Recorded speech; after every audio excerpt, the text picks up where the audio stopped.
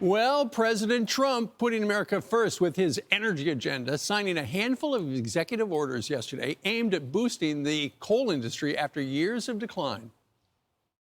We're ending Joe Biden's war on beautiful, clean coal once and for all. The value of untapped coal in our country is 100 times greater than the value of all the gold at Fort Knox.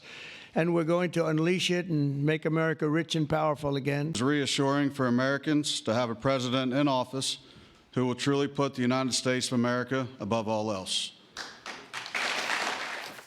Well, that coal miner, you saw it right there, is from West Virginia, the second largest coal producer in the nation. Roughly 86% of West Virginia's electricity came from coal power plants in 2022.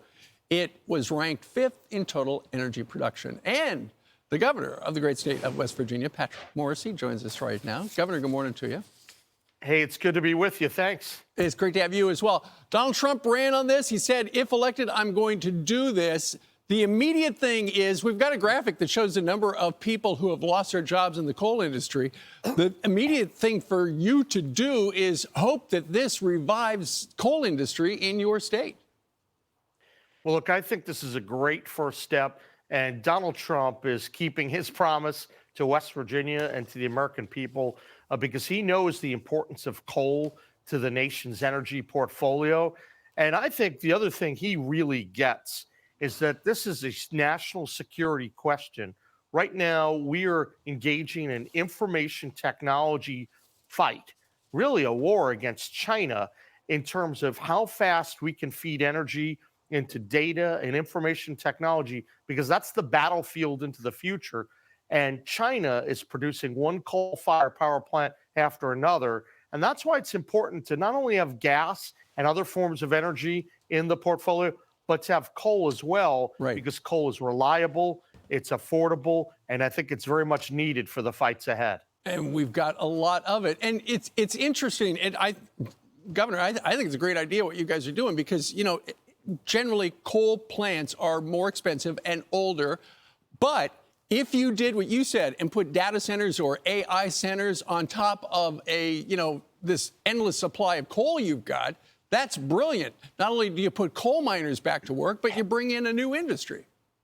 Well, look, I think that's why this could be a combination of what President Trump is doing, which is fabulous on the national level. And right here in West Virginia, we're trying to pass a microgrids bill that's going to leverage our energy resources. Once again, gas and coal and water. And if you do both of those, then we can fuel the power needs of data centers and AI into the future.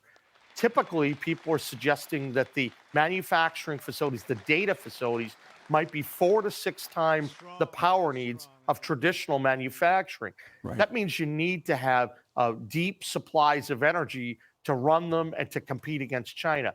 Coal is necessary as part of that. Gas is going to be very big. And so I think President Trump is trying to light a spark, and it's a great thing that he's doing.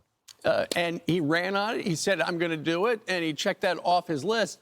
But, Governor, you know you've been around that state long enough, and you know how Washington works. Next stop, a lot of lawsuits. Look for a blizzard of lawsuits. Listen, I think we're going to expect to see the far left. You know, they tried to advance their ridiculous Green New Deal. I went into court, and I've stopped them a number of times, but they're going to keep coming again because they don't understand the national security importance of coal in this new fight against China. But I think that we can be ready. We got a good new attorney general in the mix, and I think that the attorneys general and the governors combined can make a big difference on this national security priority. We have to win the strategic information warfare against China. Well, you know about the attorney general job. You were the AG for West Virginia. Governor, thank you very much for joining us live, and congratulations. I'm Steve Doocy. I'm Brian Kilmeade. And I'm Ainsley Earhart. And click here to subscribe to the Fox News YouTube page to catch our hottest interviews and most compelling analysis.